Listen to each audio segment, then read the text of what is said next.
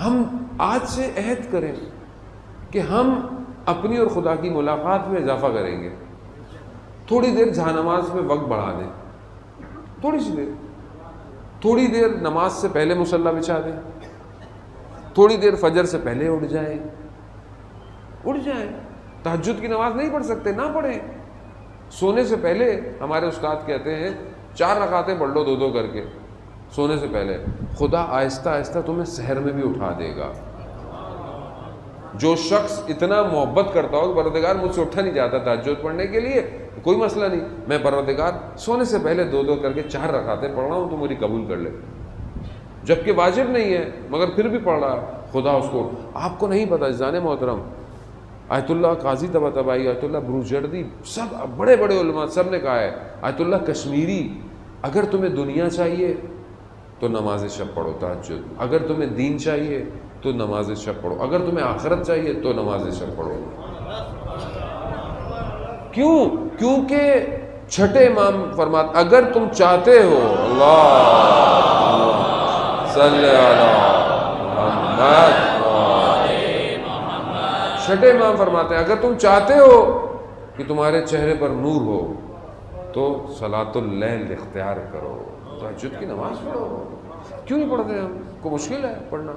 اتنی رات کو ٹی وی ڈرامے پتہ نہیں کیا کیا دیکھتا رہتا ہے بیٹھ کے. کتنے گھنٹے انسان میچ دیکھ رہا ہے، فٹ بال دیکھ رہا ہے، خواہ مخواہ کے ٹی وی ٹاک شو دیکھ رہا ہے بیٹھے ہوئے. تو تھوڑی دیر خدا سے بات کر لے، تھوڑی سی راز و نیاز کر لے. اور ائمہ نے کتنی راز و نیاز کی ہے. آیت اللہ بہجت فرماتے تھے کہ جب ہم نجف میں ہوتے تھے، ہمارے استاد آیت اللہ قاضی ہمیں کہتے تھے کہ تہجد کی نماز میں جو وتر پڑھی جاتی ہے، وتر میں جو قنوت پڑھا جاتا ہے، اس میں کیا پڑھنا ہے؟ دعائے ابو حمزہ عثمالی. ابھی بہت سے لوگ بولیں گے پتہ نہیں کون سی دعا ہے یہ. دعائے ابو حمزہ عثمالی چوتھے امام نے تعلیم دی ہے اپنے صحابی کو. رمضان میں پڑھی جاتی ہے عموماً، بہت بڑی دعا ہے، تھوڑی کر کے. وہ کہتے تھے قنوت میں پڑھتے تھے ہم، قنوت میں. اور کہا ہم ایک دن حرم میں مولا کائنات میں قنوت میں یہ دعا پڑھ رہے تھے تو ہمارے برابر میں کوئی جوان آیا اور پوری دعا کو اس نے گریا کے ساتھ پڑھا. جب ہماری نماز ختم ہوئی تو وہ جا چکا تھا. تو ہمارے استاد نے کہا تمہیں پتہ ہے وہ کون تھا؟ کہا نہیں. کہا وقت کا امام تھا. تو آیت اللہ بہجت کہتے ہیں تو ہم کب دیکھیں گے؟ کہا ابھی اس ظرفیت، اس مقام کو پیدا کرنا پڑے گا جس سے امام نظر آئے. ایسے ہی میں اسی لیے آج آپ کو اتنا زیادہ، ویسے میری پوری گفتگو امام کوشش ہوتی ہے اس لیے کر رہا ہوں کہ کل جمعہ ہے اور جمعہ ظہور کا متوقع دن ہے.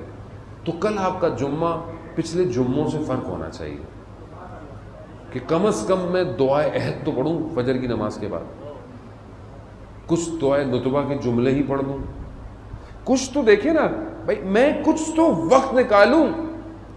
کیونکہ دیکھیں میں نے آپ کو بتایا معرکہ بہت بڑا ہے. یہاں حزب الہی ہے، وہاں حزب شیطان ہے.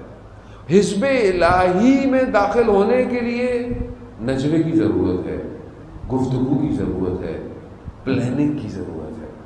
پہلے میں اپنی زندگی میں پلاننگ کروں، اس کے بعد یہ پلاننگ گھر میں، سوسائٹی میں، معاشرے میں، شہر میں، ملک میں، پھر یہ کنیکٹ ہوگی. جو اللہ پلاننگ کر رہا ہے اس پلاننگ کا حصہ بننے کے لیے مجھے اپنے آپ سے شروع کرنا پڑے گا.